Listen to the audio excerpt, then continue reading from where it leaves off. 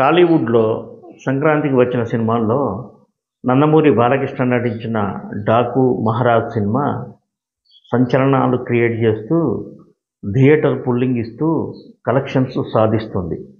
ఈ సినిమా ముందు నుంచి ఎక్స్పెక్ట్ చేసిన విజయాన్నే సాధించిందని చెప్పుకుంటున్నప్పటికీ కూడా అంతకంటే రెవెన్యూ ఎక్కువ వస్తుందని ఈ సినిమాను పంపిణీ చేసిన పంపిణీదారులు పేర్కొంటున్నారు. బాలకృష్ణను చూసేందుకు ఈ తరం ప్రేక్షకులు కూడా థియేటర్లకు పోటెత్తడం విశేషంగా చెప్పుకోవాలి. దేశవ్యాప్తంగా చూసుకుంటే 60+ హీరోలు సక్సెస్ల కోసం కొద్దిగా ఇబ్బంది పడుతున్న తరుణం ఇది. తమిళనాడు కావచ్చు, కన్నడ, అటు మలయాళ, ఈ పరిశ్రమల్ని మనం తీసుకుంటే చాలామంది సీనియర్ హీరోలు ఎలాంటి సబ్జెక్టు చేస్తే జనానికి మెచ్చుతారు, ఎలాంటి సబ్జెక్ట్ చేస్తే పాత జనరేషన్తో పాటు కొత్త జనరేషన్ కూడా సినిమాను చూసి ఎంజాయ్ చేస్తారనే అభిప్రాయం వ్యక్తమవుతుంది. చాలామంది సీనియర్ నిర్మాతలు కూడా ఈ విషయమై చర్చిస్తున్న సందర్భాలు అనేకం ఉన్నాయి. దీనికి సమాధానం వాళ్ళకు దొరికిందో లేదో కానీ తెలుగు ఆడియన్స్కు మాత్రం దొరికింది. తెలుగులో బాలకృష్ణ వరుస విజయాలు సాధించడం ద్వారా ఇలాంటి ఫలితాన్ని సాధించడం తెలుగు ప్రేక్షకులు కొంత సంతోషాన్ని వ్యక్తం చేస్తున్నారు. ఎందుకంటే కొత్త తరం హీరోలను ఎలాగో ఆదరిస్తారు, కానీ సీనియర్లు హీరోల పెర్ఫార్మెన్సు, వాళ్ళ డైలాగ్ డెలివరీ, వాళ్ళ బాడీ లాంగ్వేజ్ ఈ తరం హీరోల్లో మనం వెతుక్కోలేము. కాబట్టి సీనియర్లకు ఇచ్చే గౌరవం ఎప్పుడూ ఉంటుంది. ఏ హీరో అయినా సరే సీనియర్ హీరోను మనం తెర మీద చూసి ఎంజాయ్ చేయడం అనేది చాలా అరుదుగా జరుగుతుంది. కానీ తెలుగులో మన అదృష్టం బాగుండి వరుసగా సీనియర్ హీరోల సినిమాలు వస్తున్నాయి. ఇటు సంక్రాంతికి వచ్చిన బాలకృష్ణ సినిమాతో పాటు విక్టరీ వెంకటేష్ సినిమా కూడా ప్రేక్షక ఆదరణ చూరగొంటుంది. ఈ బాలకృష్ణ విషయానికి వస్తే బాలకృష్ణ ప్రతి సినిమాతోని ఆయనకు సినిమాలకు వస్తున్న రెవెన్యూ పెరుగుతుంది.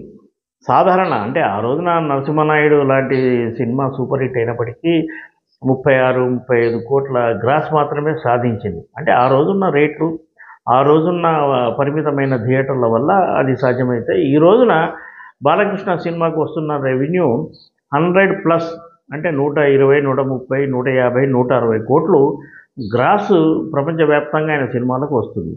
అలాగే మరి నరసింహనాయుడు 7 కోట్లు 8 కోట్ల వ్యయంతో తీసిన సినిమా కాగా, మరి ఈ రోజున బాలకృష్ణ సినిమా అంటే 50 కోట్లు 70 కోట్లు ఒక్కోసారి 80 కోట్లు కూడా దాటుతుంది. అంటే సినిమాను కొంత వైవిధ్యంగా ఇవ్వాలనే ప్రయత్నంలో భాగంగా ఖర్చు ఎక్కువ పెట్టాల్సి వస్తుంది. అవుట్పుట్ బాగుంటేనే ప్రేక్షకులు ఎంజాయ్ చేస్తారు. కాబట్టి బాలకృష్ణ సినిమాలకు నిర్మాణ వ్యయం భారీగా పెరిగిందని చెప్పవచ్చు.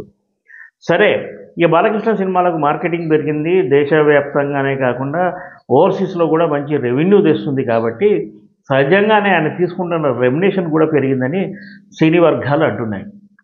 చాలా కాలంగా తన సీనియారిటీకి తగినట్టుగా బాలకృష్ణ పారితోషికం ఉండేది కాదు.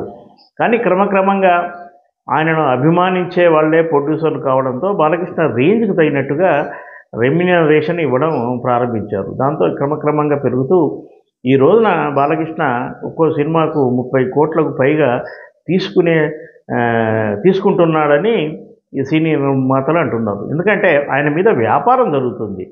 ఆయన మీద అంటే కేవలం థియేటర్ పుల్లింగే కాదు, శాటిలైట్ ఉంది, ఓటీటీ ఉంది, డిజిటల్ ఉంది, ఇలా పలు విధాలుగా పలు రకాలుగా బాలకృష్ణ సినిమాలకు రెవెన్యూ రావడం వల్ల ఆయనకు రెమ్యునేషన్ పెంచడానికి నిర్మాతలు తమకు తాముగే అంటే బాలకృష్ణ డిమాండ్ అండ్ సప్లై అంటే నాకు ఎంత కావాలి అనే ఆయన డిమాండ్ చేసిన సందర్భాలు తక్కువ. కానీ ఆయన రేటుకు తగినట్టుగా లెక్కలేసి ఆయనను ప్రేమించే వాళ్ళే ఆయన నిర్మాతలు కావడం, ఆయన అభిమానులే ఆయనతో సినిమా తీయడానికి ముందుకు రావడంతో ఆయన టారిఫ్ పెరిగిందని అంటున్నారు.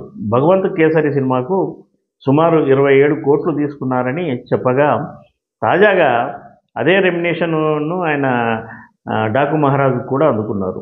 ఇప్పుడు అఖండ 2కు ఇంకా పెరిగి అంటే ఆ సినిమా ఖచ్చితంగా అది పాన్ ఇండియా సినిమా, ఆ సినిమా రేంజ్ కూడా బాగుంటుంది, కాంబినేషన్ రిపీట్ అవుతుంది. కాబట్టి బాలకృష్ణకు అంటే శారీరక శ్రమ కూడా ఆ సినిమాకి ఎక్కువ ఉంటుంది.